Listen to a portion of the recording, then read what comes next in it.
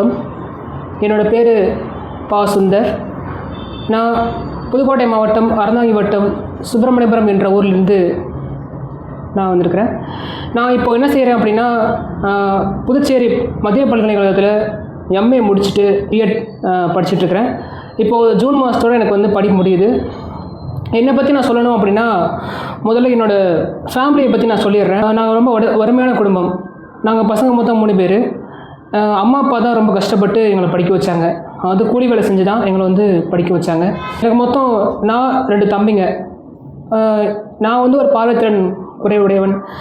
அதை தாண்டி என்னோடய தம்பி அவருக்கும் வந்து பார்வைத்திறன் வந்து குறைவுடையவராக இருக்கார். ஸோ ரொம்ப அதாவது லைஃப்பில் ரொம்ப கொஞ்சம் கஷ்டப்பட்டு தான் நாங்கள் வந்திருக்கிறோம். அதை தாண்டி நான் வந்து 1லேருந்து 12ஆம் வகுப்பு வரையும் சிறப்பு பள்ளியில் தான் படித்தேன். அதாவது 1லேருந்து 5 வரையும் புதுக்கோட்டை பார்வையற்றோருக்கான அரசு தொடக்க பள்ளியிலையும், 6லேருந்து 12 வரையும் தஞ்சாவூர் அரசு பார்வையற்றோருக்கான மேல்நிலைப் பள்ளியிலையும் படித்தோம். என்ன பார்த்ததுக்கப்புறம் தான் எங்கள் வீட்டில் என்ன செஞ்சாங்க அப்படின்னா, என்னோடய தம்பியை கொண்டு வந்து சேர்த்து விட்டாங்க. அதுக்கப்புறம் இளங்கலை படிப்பு அப்படின்னு வரும்போது இங்கே பேராவூரணி அரசு கலை மற்றும் அறிவியல் கல்லூரியில் நான் பிஏ படித்தேன். அந்த சமயன்றதுனால கொரோனா சமயத்தில் என்னால் படிக்க முடியல. காரணம் என்ன அப்படின்னா, லாக்டவுன் போட்டதுனால இந்த ஆன்லைன் வகுப்பு இணையவழி வகுப்புகளில் என்னால் சரிவர கவனம் செலுத்த முடியல. காரணம் என்ன அப்படின்னா, என்கிட்ட வந்து மொபைல் ஃபோன் இல்லை. அதனால் என்ன செஞ்சாங்க அப்படின்னா, எங்கள் காலேஜில் உள்ள ஒரு மேடம், சண்முகப்பிரியா மேடம், அவங்களுடைய உதவியால் சாரோட அறிமுகம் கிடச்சிது.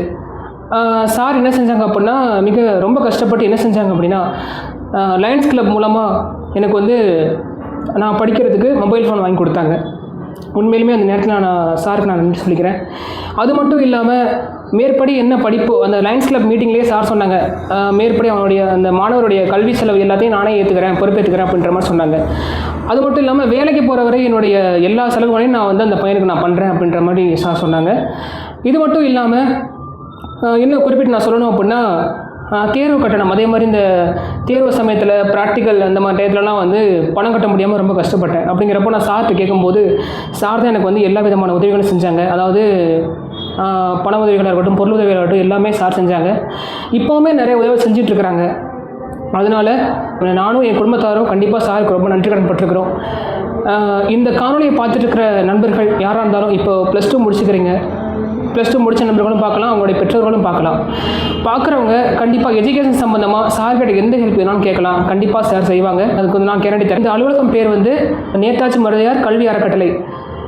சாரோட பேர் வந்து தட்சிணாமூர்த்தி சார். நீங்கள் சார்கிட்ட எந்த விதமான உதவி வேணாலும் கேட்கலாம். எஜுகேஷன் சம்மந்தமாக சார் கண்டிப்பாக எனக்கு செஞ்ச மாதிரி எல்லாருக்குமே ஹெல்ப் பண்ணுவாங்க. தேங்க்யூ.